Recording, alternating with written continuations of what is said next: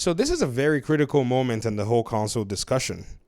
Xbox has positioned itself and is ahead of PlayStation. These are PlayStation's words from the hacked documentation from Insomniac's, coffers. Remember that PowerPoint presentation where the analysts concluded and said Sony's pillars are now outdated and behind the competition. So when I said in my last two videos or so that Xbox is already ahead, many people said to me that's not true because they're losing in console sales. You're looking at it from a perspective of where the Twitter talking heads and the YouTube talking heads are actually looking at it from. Look at it from PlayStation's perspective. They're the ones that are in the front lines. It's their money on the line. They're the ones that just lost $10 billion in valuation. In fact, if I gave you a litmus test and I said, hey, I'll give you $10,000 under one condition. You choose one platform to invest in their company. Which platform are you going to invest in their company? You're going to invest in Sony or you're going to invest in Microsoft? The answer is a simple other answer. 90% of people are going to basically go, that Microsoft route because they know that their money is more than likely going to increase in value because of that. Anyone that's looking at what's going on already knows this answer. So the real metric is not necessarily in how many consoles were sold. The real metric is actually in terms of your profitability, your market valuation, and your position currently in the market. Those are the metrics. So when I see comments from my audiences that say that, my conclusions are stupid, I have to say, would you put your money into Sony right now based on PlayStation's gaming division, which just lost the company a $10 billion valuation? Would you do that? Or would you put your money in Microsoft if this was an option that was given to you? Now, disclaimer, I have shares on both companies, by the way. I mean, people may think that, I hate Sony or whatever it is. No, I do not. I'm calling the reality as it is.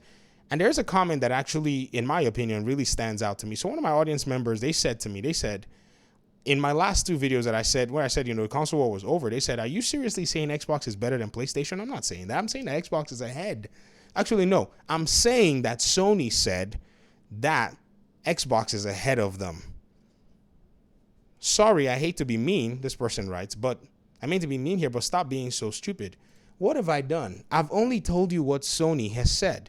Why do I have to be the guy that's taking all of the flack for what the company that you're defending said? I'm only pointing the reality right there in front of you. In the hacked material, they said in their PowerPoint presentation, based on the fact that Xbox now has about $1.5 billion in excess from their whole Game Pass strategy and Activision acquisition, they can deliver both digitally on PC, console, and cloud, and they basically have all access to all this stuff, and PlayStation is behind. These were PlayStation analysts who said this. This person said, not saying Sony is perfect, and it's not that I'm even a PlayStation fanboy, but come on. But Sony's increasing prices. This is what I said in this video. I said, yeah, they raised their PlayStation Plus price and we didn't get any value for it. This person says literally everything has gone up. We know, but the question remains, why were we even paying for internet and then paying for a console company to give us the benefit of playing a game that we already paid for in the first place? This person said bacon, egg, cheese went up 50% in a year. That has nothing to do with the fact that we've all been paying to play online when the benefit is given to Steam players for free. Yes, if I play a Ubisoft game through Uplay, or if I play an Activision game through Battle.net, or if I play whatever through their other platforms, I don't pay a dime for that.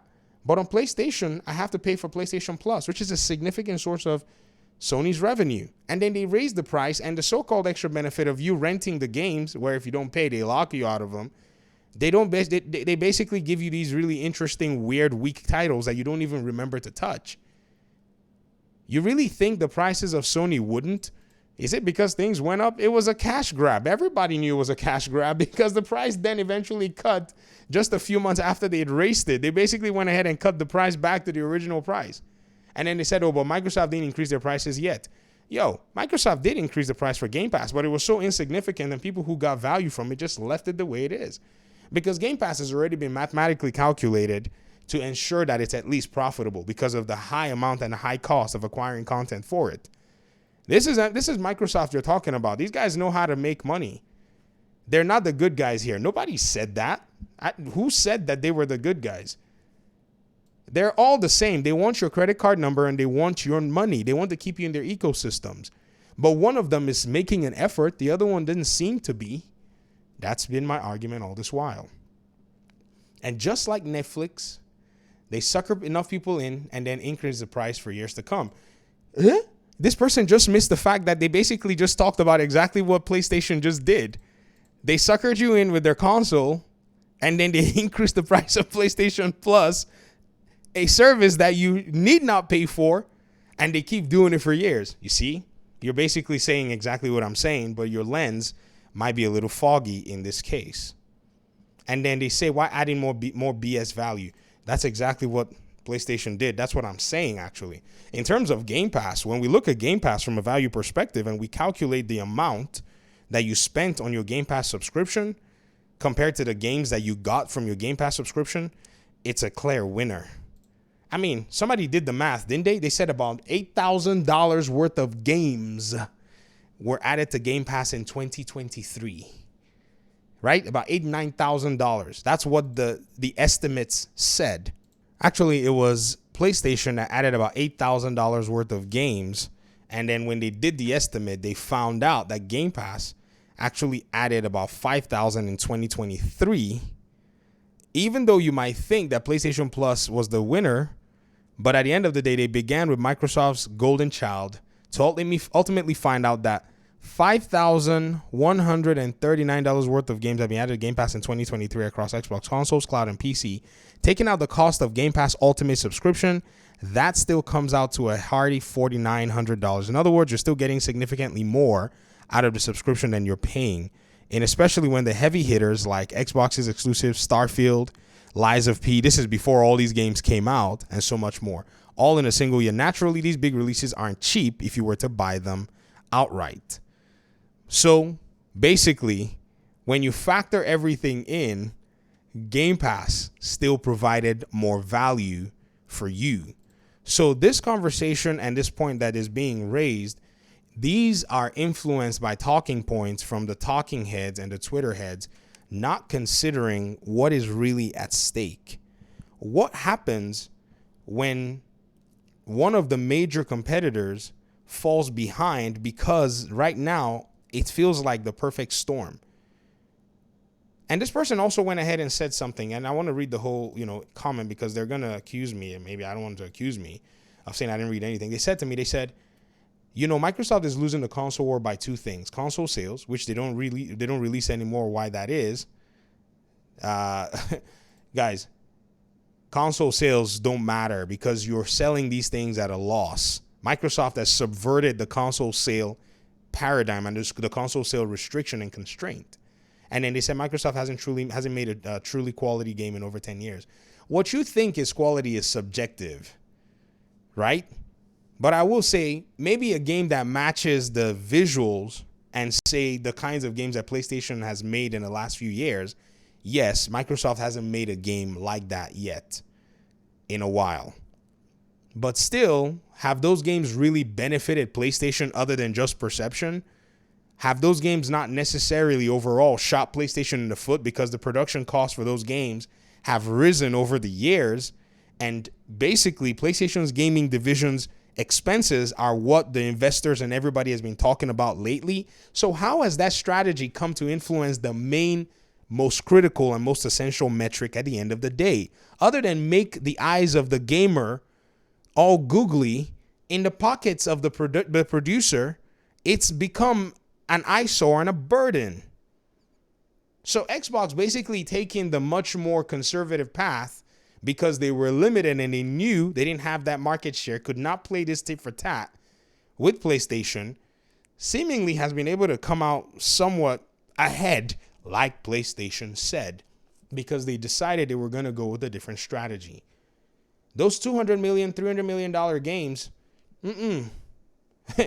they're not so cheap to make anymore. So few and far between are we going to be seeing them. And so the so-called talk about quality games, that's subjective too at the end of the day, because Xbox apparently has these games planned out. Now, I'm not really interested, to be honest, in Indiana Jones or Avowed or a Hellblade or whatever it is, but people may be interested in that, and to them, those games may be quality games. So that's why I said quality is arbitrary. I would play an Uncharted game before I play an Indiana Jones FPS game. It's just the way things are. Yes. Did you just hear me say I like a PlayStation game? I do. So at the end of the day, I think we need to basically come back and look and say, ladies and gentlemen, we need to get the reality of where things are going, because this is going to be helpful for us as the consumers. We know exactly what moves to make. It's not like I'm saying we need to leave our consoles. It's not like I'm ragging on the consoles. We just need to understand that if things change up and PlayStation is on the back foot, we may not get the competitive benefits that we've gotten in the past few years.